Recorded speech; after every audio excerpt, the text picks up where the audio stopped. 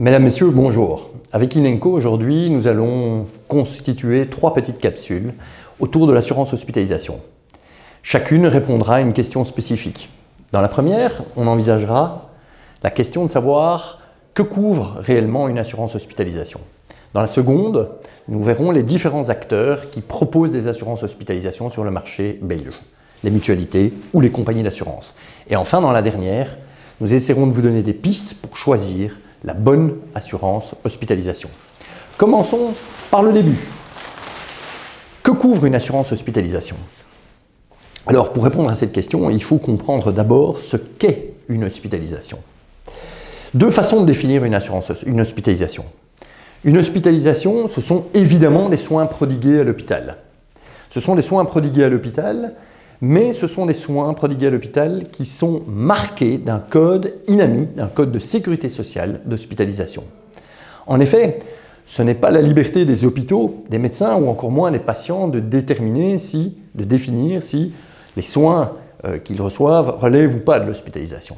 C'est la sécurité sociale qui a fait une classification, une nomenclature, avec des soins de type stationnaire d'une part, 10 soins d'hospitalisation avec un code spécifique, un code chiffré, ou des soins ambulatoires d'autre part, qui sont tout traitement qui ne nécessite pas une hospitalisation. On parle plutôt des visites, des consultations chez le médecin, généraliste, spécialiste, les frais de kiné, l'homéopathe, l'ostéopathe, le dentiste.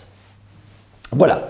Donc premier élément, évidemment, pour qu'une couverture hospitalisation fonctionne, il faut qu'il y ait des soins prodigués à l'hôpital, marqués d'un code INAMI d'hospitalisation. La Sécurité sociale a dit « ces prestations relèvent de l'hospitalisation ».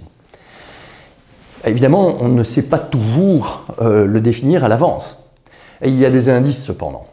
Évidemment, si vous avez subi une anesthésie totale, si vous avez eu une chambre, une nuit facturée, si vous avez connu des soins de type invasif, on vous a passé une petite caméra pour faire des diagnostics, vraisemblablement, cela relèvera des soins stationnaires qualifiés d'hospitalisation. D'accord ? Une deuxième façon pour définir l'hospitalisation, c'est à travers l'espace-temps. Une hospitalisation commence toujours par une admission à l'hôpital et se termine par une sortie de l'hôpital. Mais ça nous indique tout de suite que les assureurs hospitalisation, de façon générale, vont couvrir un peu plus que ces soins. Pas seulement les soins entre l'admission et la sortie de l'hôpital, mais également 3 autres garanties. Tout d'abord, des soins ambulatoires en amont et en aval de l'hospitalisation, la pré- et la post-hospitalisation. Ce sont des soins ambulatoires directement liés à cette hospitalisation, souvent dans une période de 30 jours avant, 90 jours après. Il couvre l'hospitalisation, il couvre la pré- et la post-hospitalisation, il couvre également un volet maladie grave. Une liste limitative aux alentours généralement de 30 maladies graves, à peu près chez tous les assureurs, qu'ils ont déterminé dans le contrat. Et si par malheur vous deviez contracter une de ces maladies graves, tous les traitements liés à cette maladie grave, qu'il y ait ou non hospitalisation, seront pris en charge par votre couverture d'hospitalisation. Enfin, un 4e volet, commun à peu près à tous les assureurs, c'est l'assistance. Si vous devez connaître des soucis à l'étranger, eh bien, il y a la possibilité d'avoir un rapatriement organisé.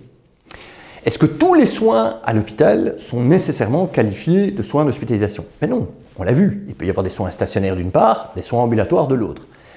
Mais de plus, toutes les hospitalisations ne sont pas nécessairement couvertes par les assureurs. Pourquoi? Parce que ces hospitalisations doivent en plus être médicalement nécessaires. Elles ne peuvent résulter d'une volonté de se faire hospitaliser. On exclut évidemment tous les risques comme la chirurgie esthétique pure, ou par exemple également de la médecine de confort, comme par exemple les ligatures de trompe, les vasectomies qui ne sont pas considérées comme médicalement nécessaires.